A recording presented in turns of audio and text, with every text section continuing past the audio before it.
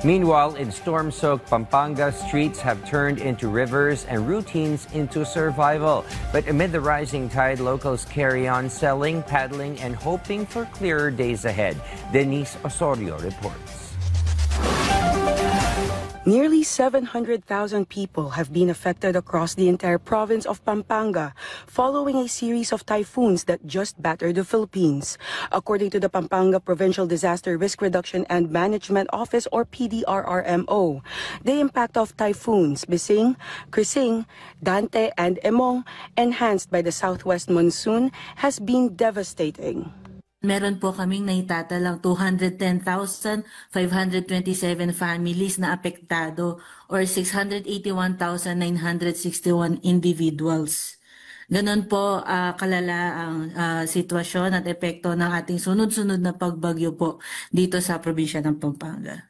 A total of 288 barangays across 18 cities and municipalities remain under flood water. In some areas, particularly along the coasts, the water could stay for weeks or even months. The local authorities continue to assist evacuees by providing family food parcels, hot meals, drinking water, medicines, and temporary toilet facilities.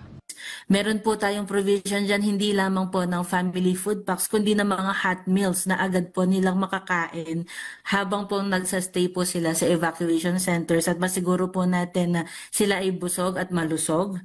The province is also in close coordination with national agencies, seeking further support and long-term flood control solutions. Agencies have held meetings focused on flood mitigation and infrastructure repairs along the Pampanga River system. In Masantol, despite the widespread flooding, daily life carries on, especially around the market. Some residents continue selling vegetables, fish, and local snacks along roads that turned into rivers. Among them, Johnner, who still manages to keep his small rice and soft drink stall running despite plummeting sales. Sa ngayon, ma'am, bali, niintay na lang namin talaga yung baha, umupa para magkaroon ulit ng maraming benta. Meanwhile, JR, a former lechon stall owner, now makes a living by ferrying people around on a friend's boat just to earn enough for food. Naghahanap ng pera para may mabili ng pagkain. Kaya nasa labas ngayon. Wala na pong pambiling bigas, ganyan po.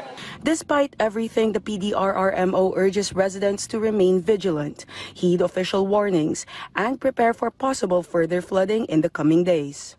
Denise Osorio for the National Television Network for a new and better Philippines.